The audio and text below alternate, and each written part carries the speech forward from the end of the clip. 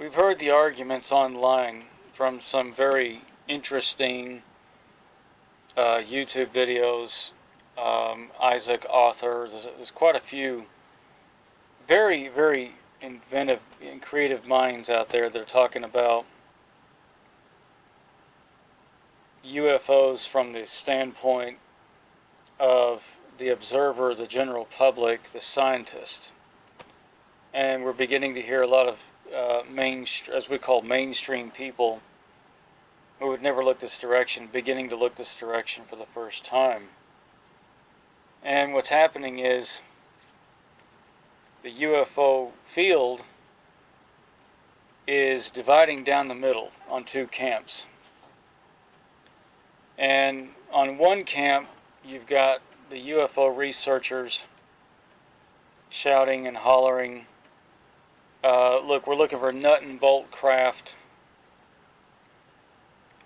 We don't believe anything is spiritual. We don't believe anything is energy. We don't believe it comes from other dimensions. We don't believe it's from other planets. They make that assertion vehemently as if they've got the evidence themselves already in their possession, which is bizarre. If you're a UFO researcher or a truth disclosure or true disclosure person, you don't make that assertion unless you have something in possession to say that. But even if you did, that doesn't entirely encompass the subject in the field of ufology and alien contact on Earth. It would be irresponsible for anyone to come out and say, look, you know what, we just wish this would go away. These people who claim to have been taken in their beds at night into other dimensions, float through walls, things like this. You're looking for the Lonnie Zamora cases where, look, this thing landed in front of a police officer and, maybe they got out and said hi to him. Maybe there was a photo shoot together or something, and you're looking for Bob Lazar to step out and say, look, you know what, I've got a friend who's going to come public, and here are pictures of the UFO, the craft that I was dealing with. Here they are in front of you. I'm not discounting that side of the subject exists, that Wright-Patterson Air Force Base may in fact have vehicles or something buried down, inside their airfield somewhere. And of course, you have these people who say, look, they worked in black ops programs, and they'll say, you know what, we shot these beings in the head, we went out, entered these craft, they were there in front of us physically and shot and killed them, therefore they're gone. Now, it's a very human, third-dimensional, grounded, earthly thinking. It's based on a human frame of mind that says, if I can't see or hear it, well then it doesn't exist. But you see, there are physicists out there that are saying that these other dimensions and other realities may in fact exist all around us.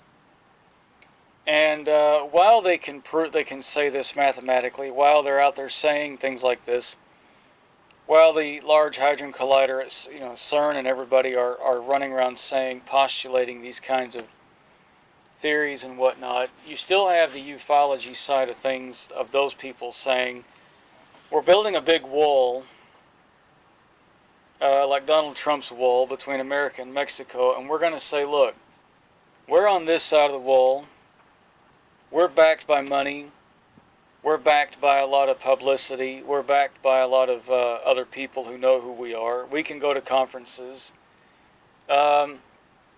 we have a following, and I think it's a Hollywood following, a lot of them.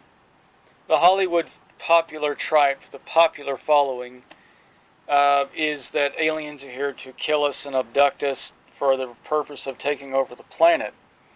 One researcher made a very interesting point on YouTube and said, well, he's a scientist, he said, well, let's analyze that logically. If you were going to come down here to create a hybrid race to overthrow the human race, that's a lot of work.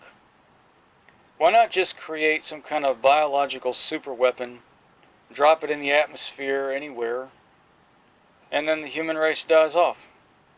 Done. Now you can implant this planet with as many as you like. It wouldn't make any sense to slowly replace the population with hybrid alien people with big eyes, and yes, they're here to destroy. This is the assertion by some researchers who say, well, look, I've been at this for 40 years. I'm Dr. So-and-so, and I've been hypnotizing people. I don't think the whole alien abduction program is going to end well for mankind.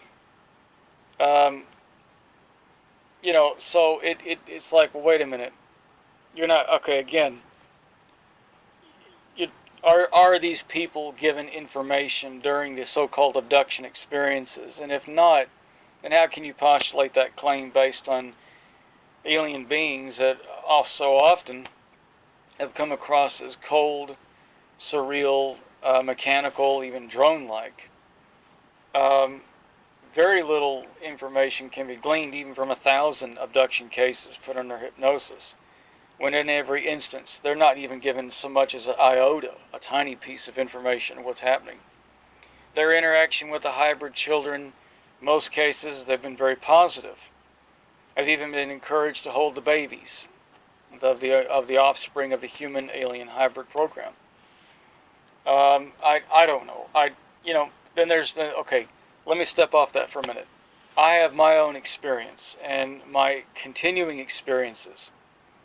Now, I'm not going to say alleged experiences because they are real experiences.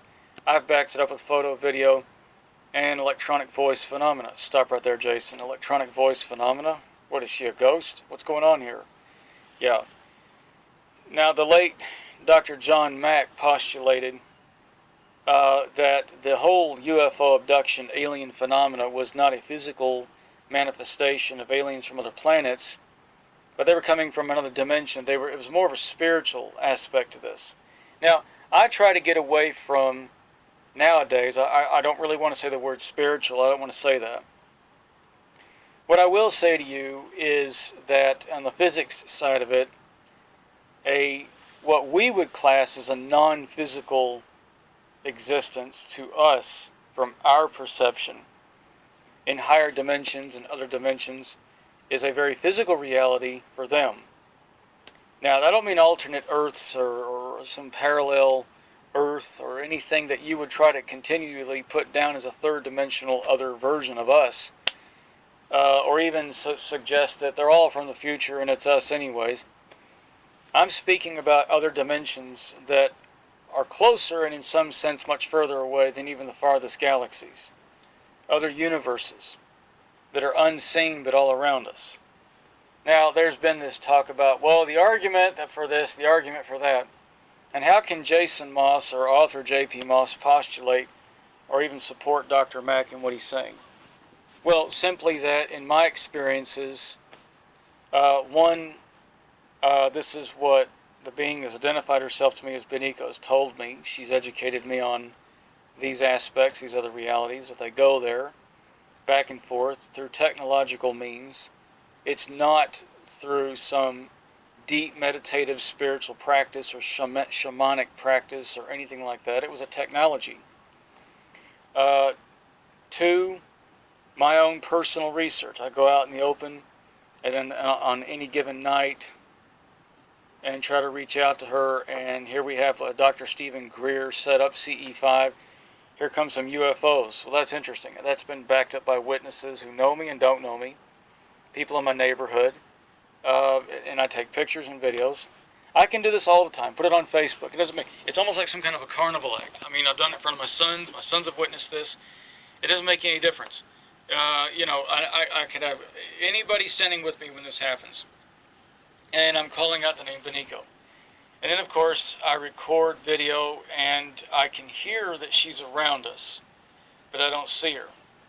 So there's what we would call non-physical aspect to the contact, which I want to get away from the word spiritual or ghostly.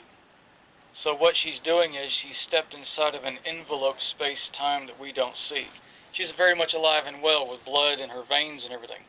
Now, there are those who say, but I've heard from other sources that in your case, your 1992 experience where this Black Ops team brought her to you, that she was killed. And even if she was, it wouldn't make any difference to this race. We're talking about a civilization that's mastered cloning, mastered the art of energetic migration, the trans-conscious migration and transference. They can take a complete consciousness out of a living being and place it into another body or clone of the original, as if nothing happened, and reawaken that being right there. So it changes the whole aspect of what it means to be alive, what it means to be dead. It smashes in the face of everything we have down here that we hold true and values of whatever we think is sacred about death, whatever we think is sacred about life, whatever we believe. This whole, it sounds like sacrilege. It's like, no, dead is dead. Well, maybe the Black Ops dinglings that, if they did shoot her or kill her, if in fact that did happen, maybe they have huge ignorance of this area of this civilization. So shoot one in the head that makes it go away. Well, that doesn't happen. Now, in my experience, it's even recorded in my paperback book. I recall an older version of myself stepping back there to rescue her. So I don't remember how that night ended. I was much more shocked than ever before to see that older version of me standing there in front of me. Now, at age 20 in 1992, growing up, I'd always had an interest in, like all of you, time travel, physics, been a big fan of these movies and read a lot of books. So even then, I was aware of this concept of paradox. And I have to say that meeting her face to face was nice. It was like going to Disneyland, I've never been to Disneyland, like meeting, I hate the analogy because, obviously those are characters that aren't real, but it was like, the sweetest, it was a nice experience. It was horrible to see how they treated her. I was scared of the military that brought her to me. I was terrified of them. But I never really got frightened that night until I saw, there was a triangular craft that came over the courtyard in front of my mom's house, in front of the military. They got very, very still, very quiet. They were very frightened of this. And, I don't know what to expect. I don't know what's about to jump off this triangular. I don't know what's about to jump off this craft. I don't know. It's like hell's bells. It's all bets off. Anything could just hop out in front of me. Look, I've had the military bring this girl to me. I've just, there all this is going on. And then I'm standing there, she's pretty shaken up. Now this thing's hovering over the courtyard. And I could see that these soldiers were quite frightened. And then there it is. There's an old guy standing there with glasses and a baseball cap. And he's talking to some colonel across, the courtyard from me, surrounded by a lot of these soldiers. And he was guiding and directing the events of that night, this colonel. And the guy starts to talk, and there's a bit of a fallout. And the colonel's like, and I've said it many times, I've never changed the story. Jason thinks he can control this. He's not in charge. It's only then I begin to realize, at a cursory glance through the darkness and the street lights and the whatnot, as I get a look at this guy, that's me. From a long ways off in the future. And it's only then I really felt what fear was. And the woman that was standing next to me, the soldier, the blonde soldier, even she got tears in her eyes. The colonel starts asking her, Sergeant, what's going on here? And she said, Sir, we're in some kind of a paradox. We're in a paradox now. And she said, we may be repeating these events forever. Thanks to Jason coming back. And I then felt like I was going to go into a dead faint. And then what follows after this night, there's people arriving to me. It really smashes. It's very contradictory what goes on next. They seem quite upset with things going on around them that I don't know what's going on. They've done something in my memory. I don't remember how the night ended. All I know is when they came to me days and weeks after, these soldiers were coming to me in Class A uniforms and arguing with me. And there was this colonel again with this woman, and they came to my house in Class A Air Force like uniform, very, very well dressed. The guy was an asshole. I didn't like him, and he keeps insisting that that they killed this girl. They killed Beniko. Even produces a photograph and shows me what looks like a head, front and back, of a dead girl with large eyes, black hair, and you can see an entry wound on one of the eyes where it's blown, the eye's actually blown up a bit from some kind of explosive propellant or bullet. And the back of the skull was an exit point, a large hole, where it looked like a high caliber bullet had entered her head and killed her. And I was quite upset, but then I remembered that I saw my future self save her, and this sergeant says to the colonel, Jason has other memories of that night other than we do. And then again, I'm going to repeat this again. She's calling me days or a week later from somewhere, shaken and scared, and she says, you kept saying you saw your older self.